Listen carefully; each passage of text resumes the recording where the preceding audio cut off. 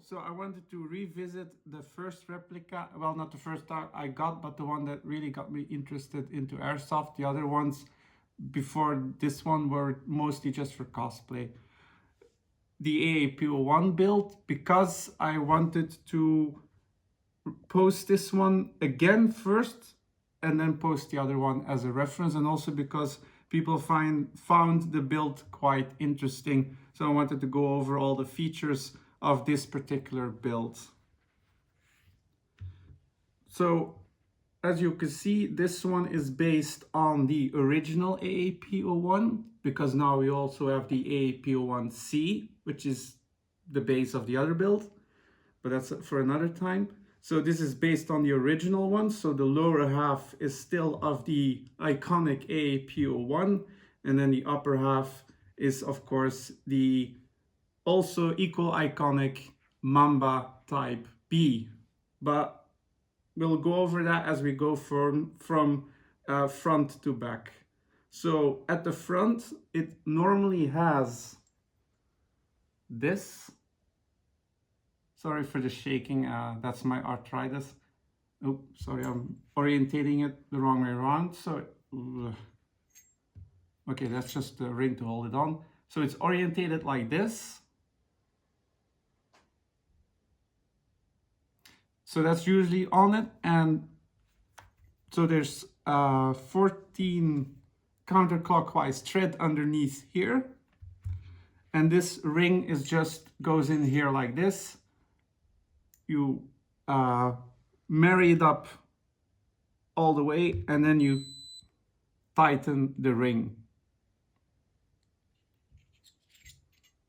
That was the tracer going on. So why? Because this one is shake to activate, which is super annoying because it activates whenever it wants to, and even if you just point at it, it goes on.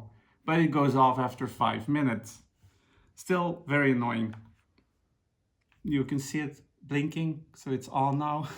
So yeah, you can stick a pencil in it for 5 seconds. No, that's something different. So you can put a pencil in it for 5 seconds or 5 counts, and then it will deactivate, or you can just wait 5 minutes. So I changed that, obviously. I found it a bit too blunt, so I put on this tracer, giving it a more sleek look, and also because, well, a tracer, because this was meant for CQB inside. I put some tape around it. I don't know why, I just like the look. The tracer itself is the Aztec Brighter C, so just for green. So it's one of the more earlier models. So this one only does green. But yeah, I really like the tracer, because with this one, it is simple, but what I like about it is that you don't have to take it off the replica to charge it, because you can see the charging port there. So I found that quite handy, so I don't have to constantly, not that it is a big deal taking it off, but this never works on camera. So always, especially with these plastic threads, make sure you're in the correct threads, because otherwise you're cross-threading it. So if I take the tracer off, just to prove, this upper has 14 counterclockwise thread. And now I can actually just show you what it looks like with the original one on. So I prefer the tracer look. I'll leave it off for now because that's not important for the video. Well, the rest of the upside is the iconic Mamba type B. There's also a type A, and literally the only difference is if you see this contour, the inside, the whole inside of that contour is a sort of hexagon pattern. So that's literally all of this. That's contoured by the lines. Inside of that is a hexagon pattern. There's literally the only difference between the two models. The upper itself is made out of CNC aluminum. So it's quite a good quality, and it is anodized black. And as far as I can tell, I've bumped and scraped it a few times. It's pretty hard wearing for the most part. Of course, I haven't properly fielded it yet, but from comparing it to other replicas that I own, the anodizing is pretty good.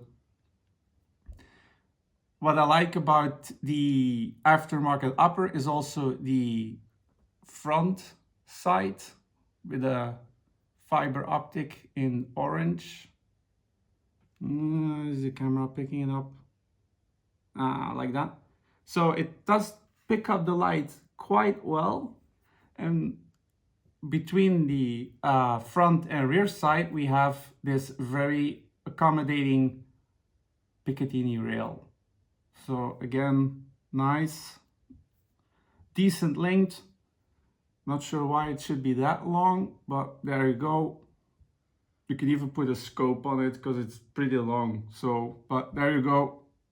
If you want to, this should be more than long enough, like the front one.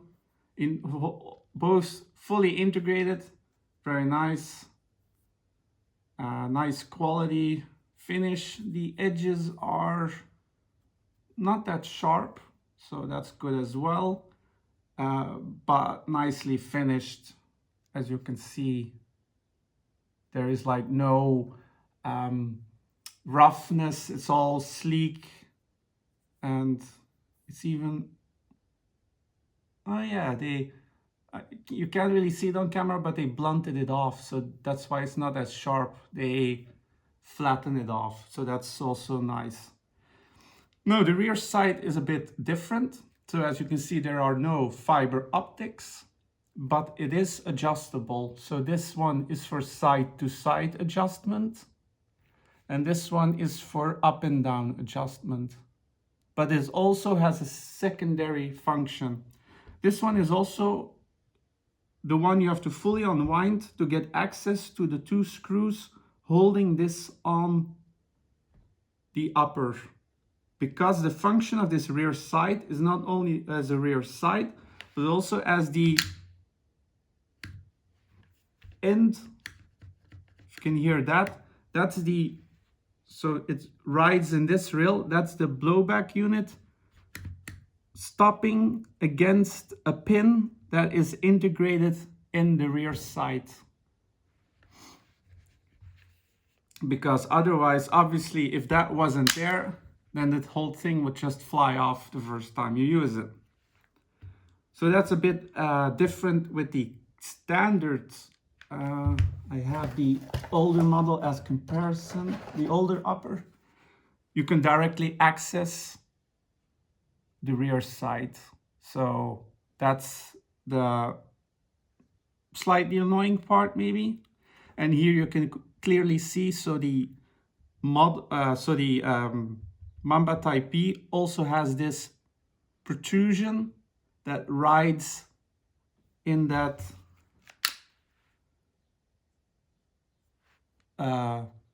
let's say canyon, for better lack of words, fuller, sorry, and that prevents the blowback unit. So at the end, it just stops the blowback unit, so it can return and never fly off and never be found again. So that's basically the function of the rear sight. So that's the two screws you'll find, same type, beneath the, if you undo this one, it will hinge over. I can actually, I'll quickly undo it. Oh no, that's too small. Always make sure you use the correct size. Let's see. Oh, that one's too big, obviously. Maybe this one. Yeah, that's the one. That one is a 1.5.5 or something. Yeah, I couldn't find the proper screws. Oops, sorry. So I had to use this one. It's quite the balancing act. Yeah, okay, that's still not unwinded.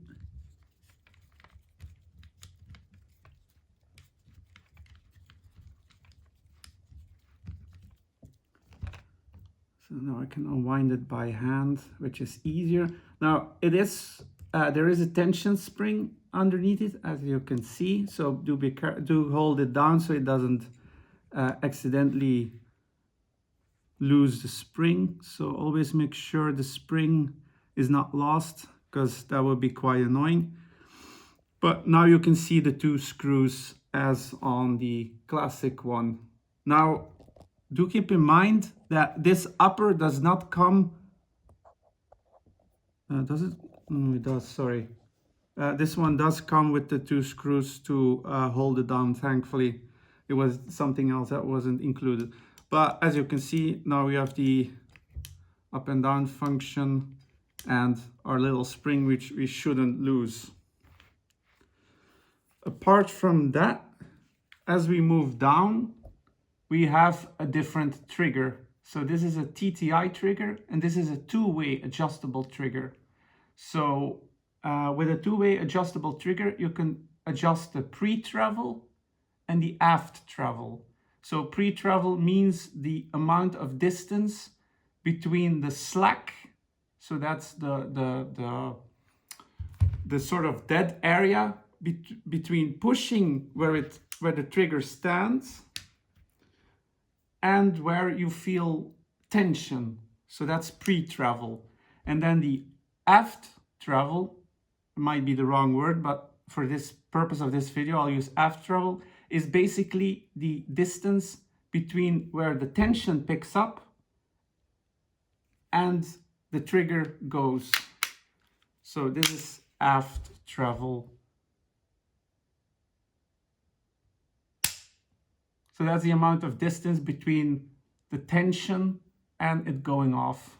So that's why this trigger is so far back. So this is maximum adjustment for this trigger.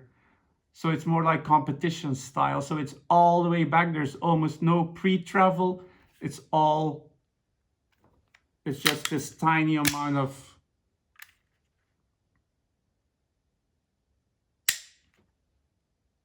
and then you can also see the reset.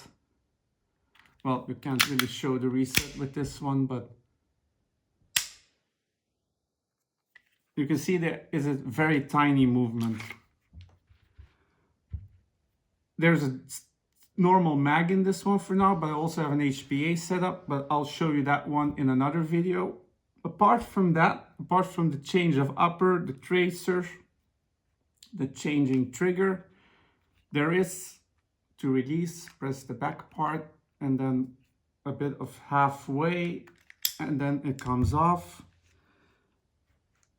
We'll watch the top part first. So the change with this one is I installed the Action Army rotary hop. So instead of the wheel, we have just this adjustment wheel. There's quite a bit of adjustment on it. There's also a Maple Leaf 70° in there. And a Stalker 6.05 double bore barrel. So what that means is it's basically a bit like a trumpet. It winds up at the end. So it's 6.5 here, and at the end it is 6.07.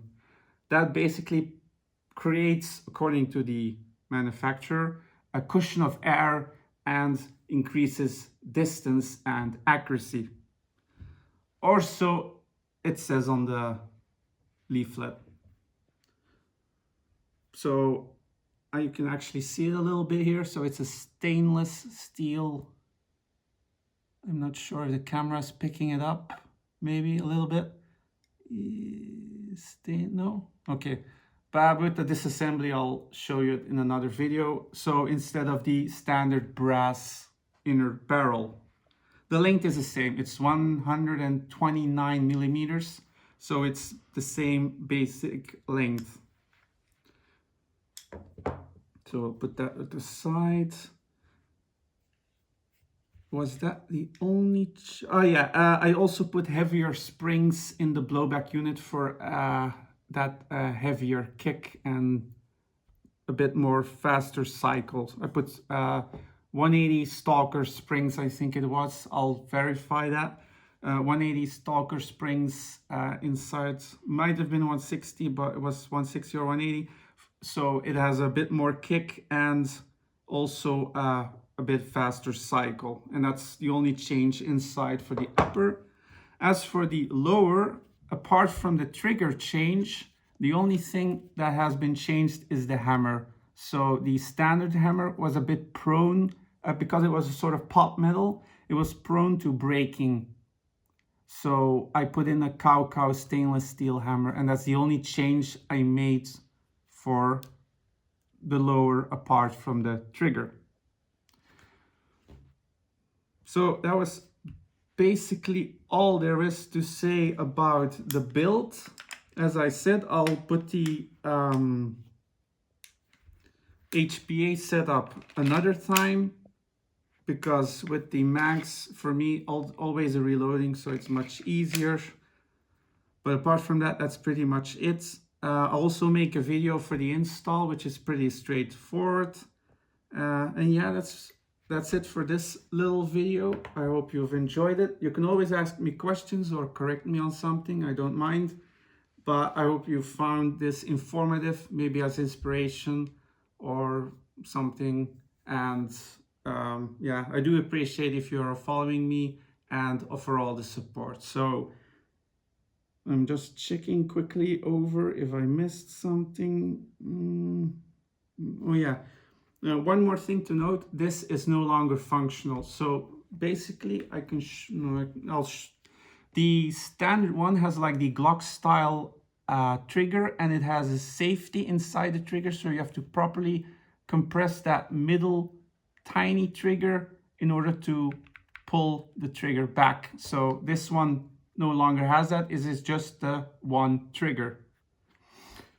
But normally AAP01s also have a safety here that you can push from one side. So if it's out, there is a little bit of red here. I'm not sure if you can see it. So that would mean that it is ready to pull. And if you would push it in, then it would be blocked. But because this trigger is pushed so far back, this blocks and is no longer functional. Because the trigger is that far back, the system no longer can work in conjunction with this fully adjusted trigger. So that's something to note if you're planning on installing one of these or another adjustable trigger of this style. So yeah, that's pretty much it for this video. I hope you've, as I just said, found it informative and it helped in some way. And you're always free to ask me questions about this or anything else on my channel. And all I can say is I wish you the best and thank you for supporting me. Take care. Bye-bye.